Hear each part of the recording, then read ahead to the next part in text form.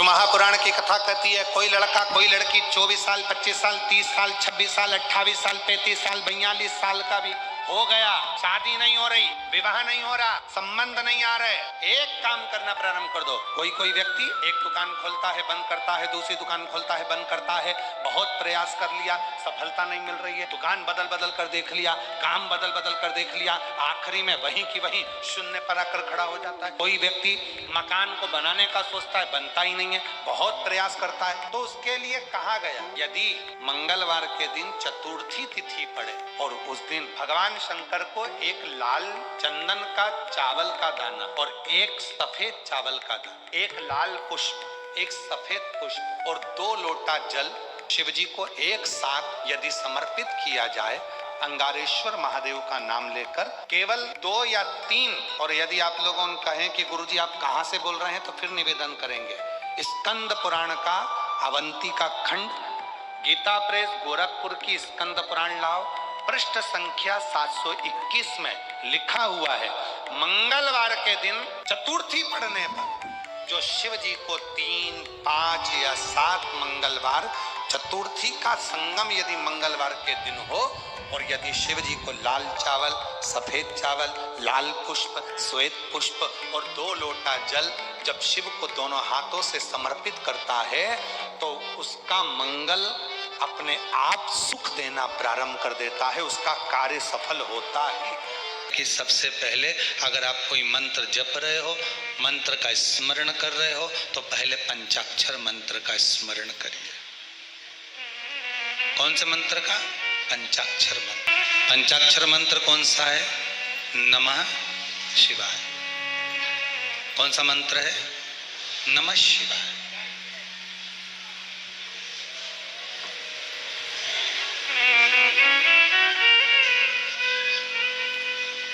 पंचाक्षर मंत्र का अगर स्मरण कर रहे हैं, पंचाक्षर मंत्र को अगर हम जप रहे हैं तो पंचाक्षर मंत्र का अगर हम स्मरण कर रहे हैं तो नमः शिवाय।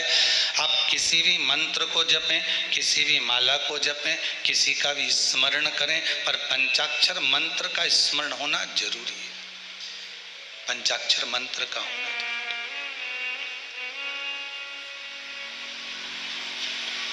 कारण क्या है?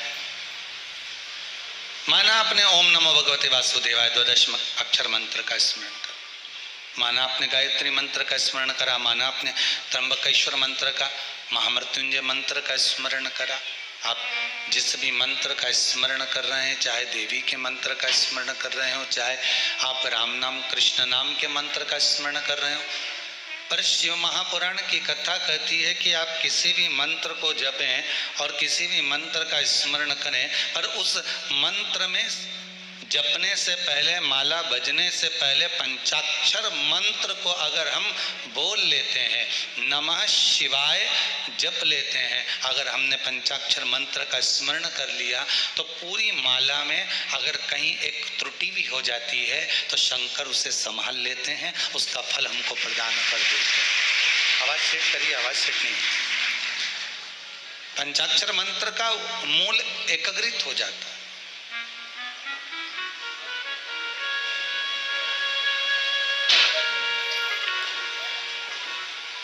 पंचाक्षर मंत्र की मूलता हमारे सारे दोषों को समाप्त कर देती है। अगर आप पंचाक्षर मंत्र का एक स्मरण कर कर किसी भी मंत्र को जप रहे, शिव महापुराण की कथा तो यहाँ तक कहती है महाराज जी की अगर मान लो आप किसी पूजन को कर रहे हैं और पूजन में आपको लगता है कि गलती हो रही है,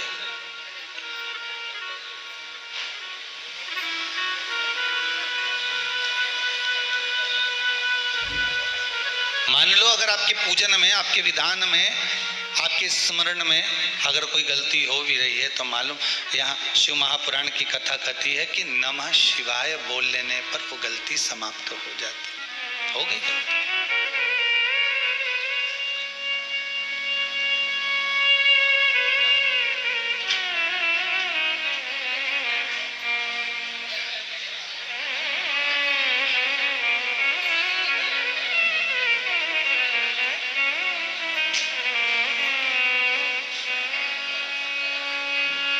एक बार प्रेम से बोले नमः शिवाय। अब हमने तो नमः बोला, आपने शिवाय बोला, तो 3 ही अक्षर तो बोले हो, 5 तो पूरे करो। बस यही तो गलती है ना, अब 3 पे अटक कर रहे। आतुरता इतनी रहती है ना कि वो उसमें गड़बड़ी हो जाती है। नमः शिवाय, नमः शिवाय, नमः शिवाय। केवल उस मंत्र का स्मरण ही कर लेना। अगर आप पूजन में गलती कर रहे हैं, पूजन कर रहे हैं, स्मरण कर रहे हैं, भगवान की भक्ति को धारण कर रहे हैं, भगवान का स्मरण कर रहे हैं, आपको लग रहा है कि मैं पूजन कर रहा हूँ, मैं पाठ कर रहा हूँ, मैं स्मरण कर रहा हूँ, मैं भजन कर रहा हूँ, पर उस भजन में भी अगर कोई त्रुटि हो गई है तो मात्र पंचाक्षर मंत्र का स्मरण कर लेने पर भी वो सुख का भान एकाग्रित हो जाता, वो सुख का भान मिल जाता।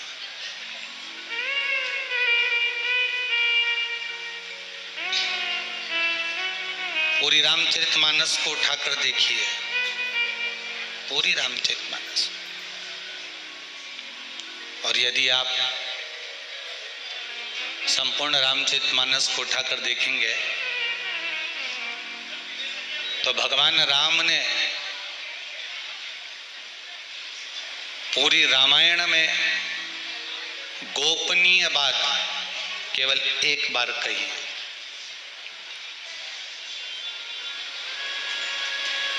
केवल एक बार।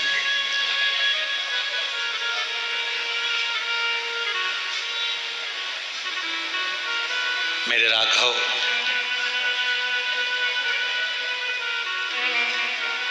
अपने मन की बात को, अपने हृदय की बात को, जिस समय पर भगवान राम जी के अयोध्या वापिस आ गए, अवध में राज्य स्थापित हो गया, विराजमान राज्य स्थापित हो गया, विराजमान हो गए, संपूर्ण परिवार के लोग आकर एकाग्रित हो गए। संपूर्ण परिवार के लोग जब आकर इकट्ठे हुए और एकाग्रित होने के बाद में जब उन्होंने देखा कि यहाँ पर खास खास लोग बैठे हुए हैं और सब अपने बैठे हुए हैं एकाग्रित होकर, तब राम जी ने मौका देखकर अपने हृदय की बात को वहां प्रकट किया।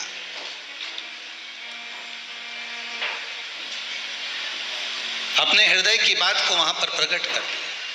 कहा, एक गुपत मत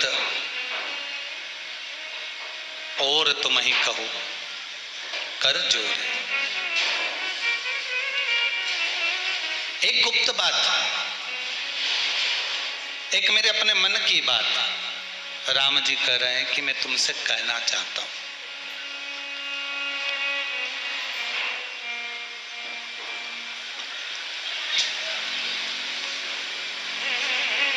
और वो गुप्त बात जो मैं तुमसे कहना चाहता हूं, राम जी महाराज कह रहे हैं, ये मैंने किसी से नहीं कही, पर अपने परिवार वालों को मैं बताना चाहता हूं कि सबसे गोपनीय रामचरित मानस की सबसे गुप्त बात, गोपनीय बात जो भगवान राम खुद अपने परिवार को कह रहे हैं, वो राम अपने मुख से कह रहे हैं।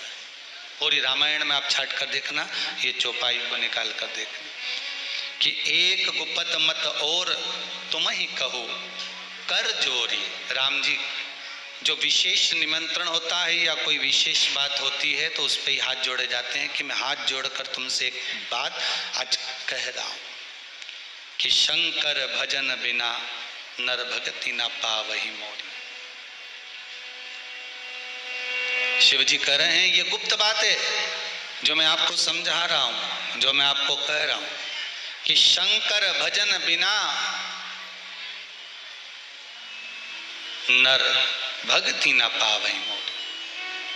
अगर संसार में जन्म लेने के बाद आपने शंकर का स्मरण नहीं करा, संसार में जन्म लेने के बाद आपने शिव का भजन नहीं करा, संसार में जन्म लेने के बाद अगर आप शिव के नहीं हुए, संसार में जन्म लेने के बाद आप शंकर का अनुमोदन नहीं कर पाए, संसार में जन्म लेने के बाद आप शिव के नहीं हो पाए, संसार में जन्म लेने के बाद आप शंकर का पंचाक्षर मंत्र नहीं जप पाए, संसार में जन्म लेने के बाद आप शिव की भक्ति में नहीं डूब पाए, तो फिर आपका ये जीवन बेकार है। आप सोचे कि मुझे राम मिल जाएगा, आप सोचे मुझे कृष्ण मिल जाएगा, तो ये कठिन है।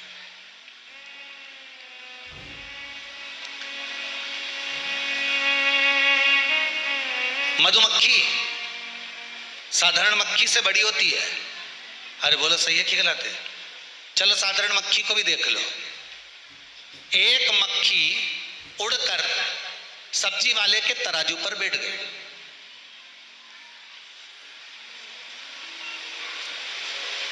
कुछ बिगड़ा, वजन घटा बढ़ा, तराजू पर बैठ गई, वजन कोई घटा बढ़ा नहीं। और तुम सुनार की दुकान पर सोना खरीदने जाओ और एक मक्खी, समझ गए, बस सोना तोलने के तराजू पर जाकर बैठ जाए तो 10,000 की कीमत तो यूं ही बढ़ जाए। बोलो सही है कि गलत है? बड़ी कि नहीं बड़ी? मक्खी वही है, सब्जी के तराजू पर जाकर बैठी है तो उसकी कीमत नहीं बढ़ी, पर सोने के तराजू पर जाकर बैठ गई तो उसकी कीमत 10,000 की हो गई। उसी तरह संसार का मनुष्य मक्खी की तरह है, किसी दूसरी जगह जाकर बैठेगा तो कीमत नहीं बढ़ेगी, पर शिव की कथा में बैठ गया तो 10,000 के मोल का होगा, कीमत बढ़ गई। मनुष्य वही है, मानव का शरीर वही है, मानव की देह वही है, कीमत बढ़ गई उसकी।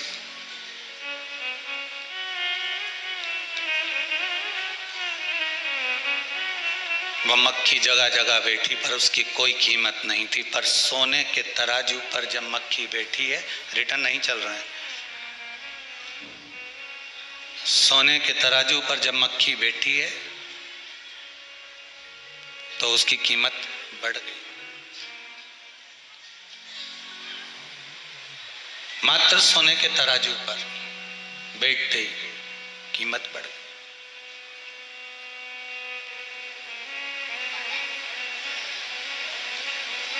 पान की दुकान के बाहर बैठोगे तो कोई कीमत है तुम्हारी,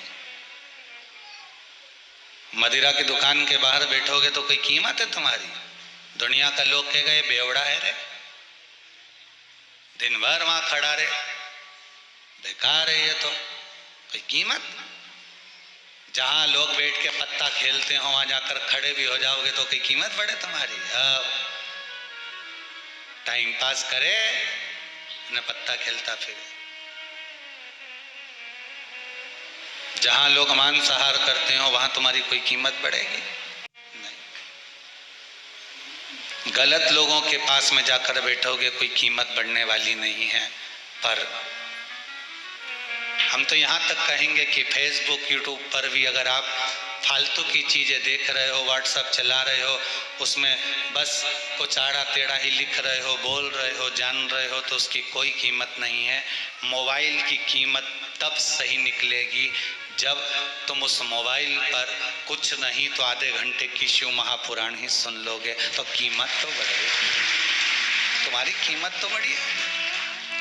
आज फेसबुक यूट्यूब पर इतने श्रोता इतने प्रेम से, इतने श्रोता भाव से, दिल से, आनंद से अगर कथा का रसास्वादन ग्रहण कर रहे हैं, कथा को श्रवण कर रहे हैं, दिल लगाकर, मन लगाकर 2 घंटा, 2.5 घंटा, 3 घंटा कथा के तत्व को धारण कर रहे हैं, तो कुछ तो मिल रहा होगा, कुछ तो प्राप्त हो रहा होगा। कीमत सत्संग से बढ़ती।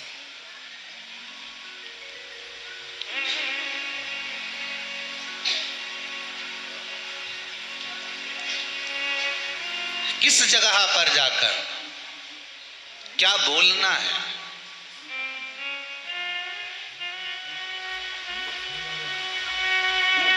किस जगह पर जाकर क्या प्रस्तुत करना है, ये समय